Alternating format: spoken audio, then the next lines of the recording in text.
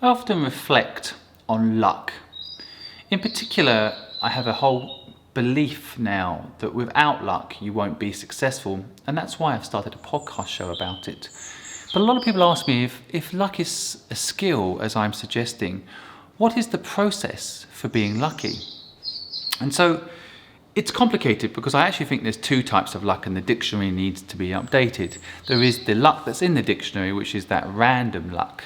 And then there's the controllable luck, the bit that I think needs to be added in as a second definition of what luck can mean. And my view is that you can get luckier in life by following these three simple rules.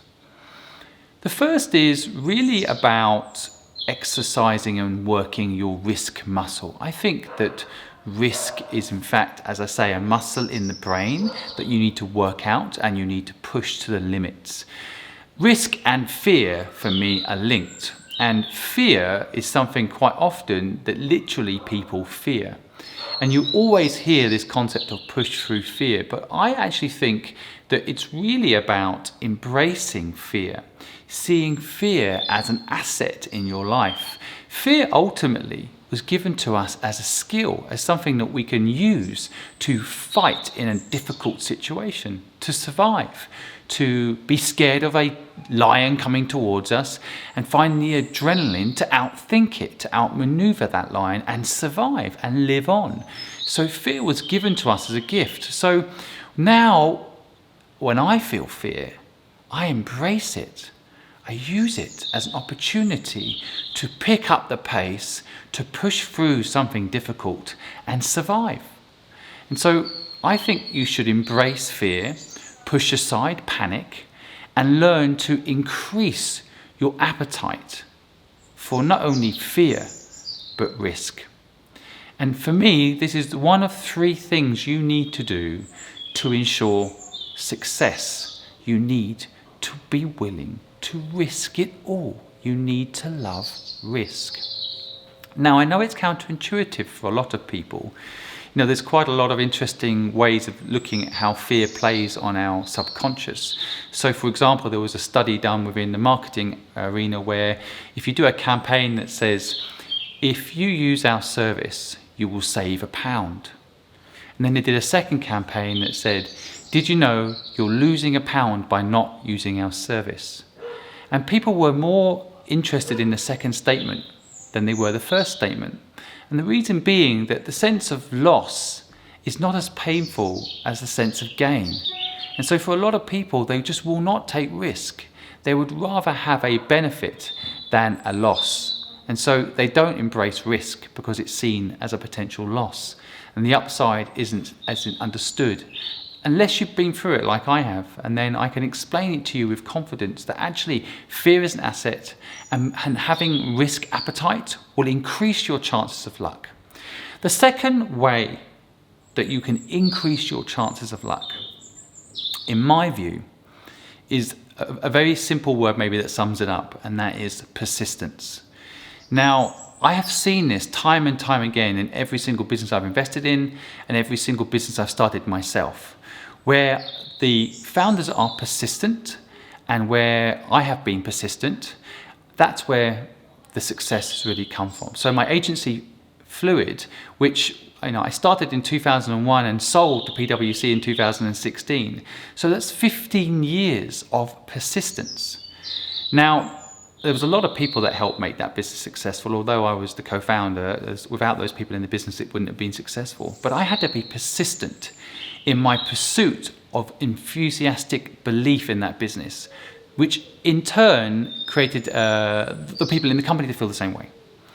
And there were moments in the sales cycle, for example, I can remember, calling up certain companies, 2 or 3 or 4 meetings, them saying no. I could have easily given up and thought, well, actually no one needs this service. But I applied this 20 times philosophy, which is basically where if you've heard from a client them say no 20 times, perhaps it is time to start accepting that they're not going to buy your services. But if you believe that they need your service and they just don't know it yet, you can't give up. So persistence in sales is important. I think persistence in your job, in your working environment is so key.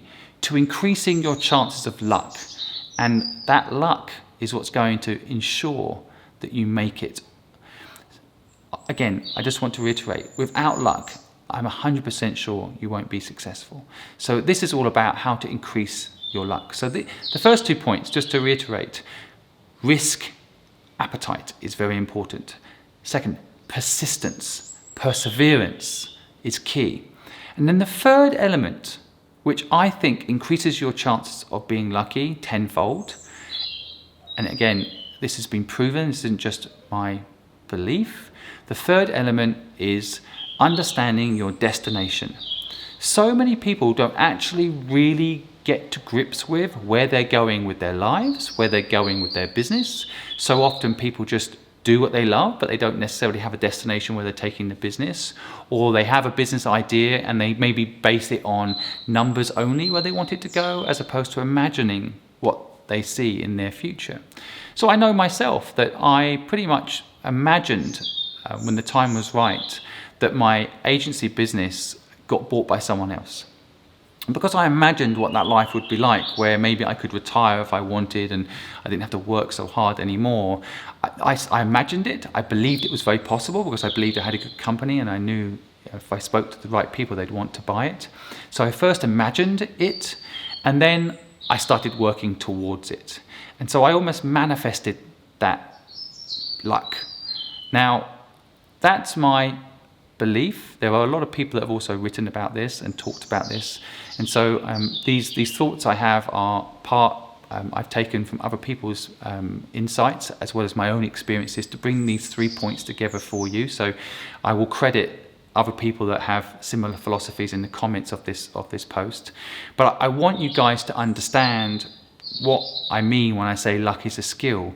And I wanted to break it down for you in the hope that this insight would be useful to you to increase your chances of luck. There is still the random luck, so let's call them the lottery winner type luck. And I think that's important to also believe that you are one of those people, a lucky person. So that's a frame of mind piece. But if you follow these 3 elements that I've just mentioned, you will increase your chances of luck, and that will increase your chances of being successful, whatever that might mean to you. So I hope you found this content useful. I love sharing my insights and knowledge with you folks. If you find this useful, I would be really grateful if you shared it. Equally, please feel free to drop me a comment or ask me any questions about this. I have a lot more detail around how you can increase your chances of being lucky. I also have a whole podcast show called The Good Luck Club, where I talk to entrepreneurs about how luck happened for them and their stories of success, which are all fascinating. So you can go and listen to those podcasts and maybe learn something. Again, if you find any of this content useful, please share it. Please leave me a comment. It means the world to me. Your comments are like oxygen. I get to understand what you guys need in the future, but whether or not what I'm sharing with you now is useful. So please do share it. Let me know what you think. Thank you so much for listening, guys, and have a wonderful day. See you.